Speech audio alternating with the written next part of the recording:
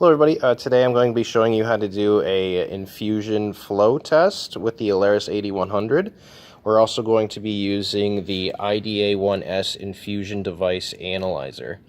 For this test we actually want to use distilled water, as any other type of material may actually hurt our analyzer. We're going to be doing 30 milliliters over 10 minutes on our infusion, and we're also going to be infusing through this device. One important thing to keep in mind is that this device needs to be primed. It is not ready to go. We need to set it up.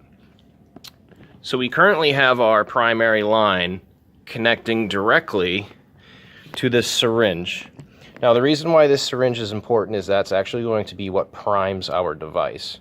As I press on the syringe, you'll notice that the red line will slowly fill up until it's ready to go. At that point, all I need to do here, I just need to close this, and that allows flow between the two lines here. So we're just about ready to go. This device here is ready to start. All we need to do is set up our PC unit to actually allow for infusion. So we're going to pick channel select. We're going to do a basic infusion. I said we were going to do 30 milliliters. And most important part here is actually we want to do over the volume duration. And our duration is going to be about 10 minutes.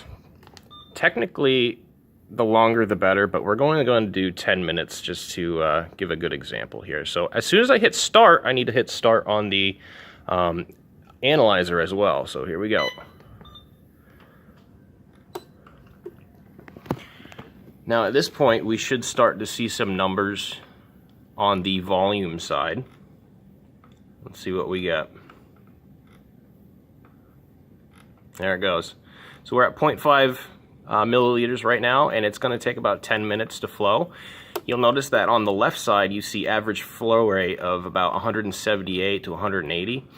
That's right on point, because you'll see on our Alaris device our rate in milliliters needs to be 180. So we're just going to let this go, and we're going to see what our numbers are at the end of 10 minutes.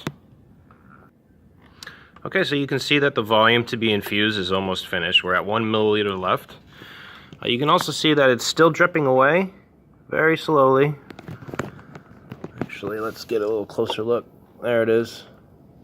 You can see it dripping away.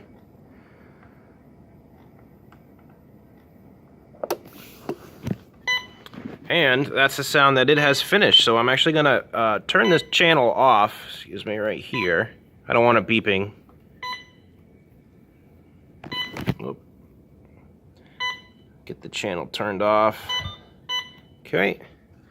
Now we're actually going to compare that 180 milliliters an hour to what we got. So here we have 177.39 milliliters an hour, which was actually flowed through. And we got 29.51 for the volume. So what we need to do is we actually need to check with our manufacturer's specifications to see if that's within spec for this device. The device being the Alaris. So if that is within spec, then obviously this device has passed.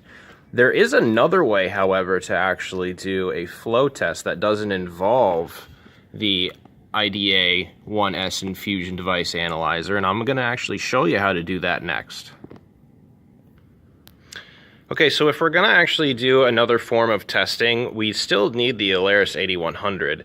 What we don't need is the syringe or the IDA1S. In this circumstance, we would actually use the primary line, the end of it, and we would drip directly into a beaker.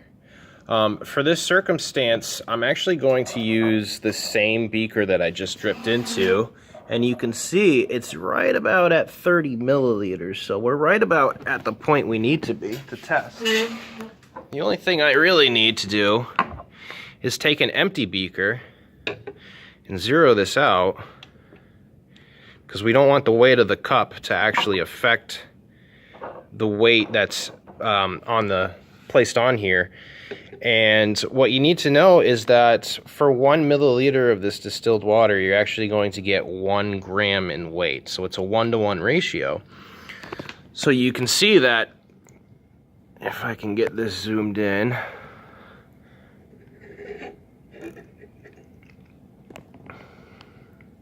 $30 milliliters, it's right about there, it's just shy of it.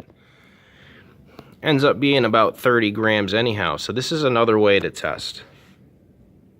All right, thank you very much.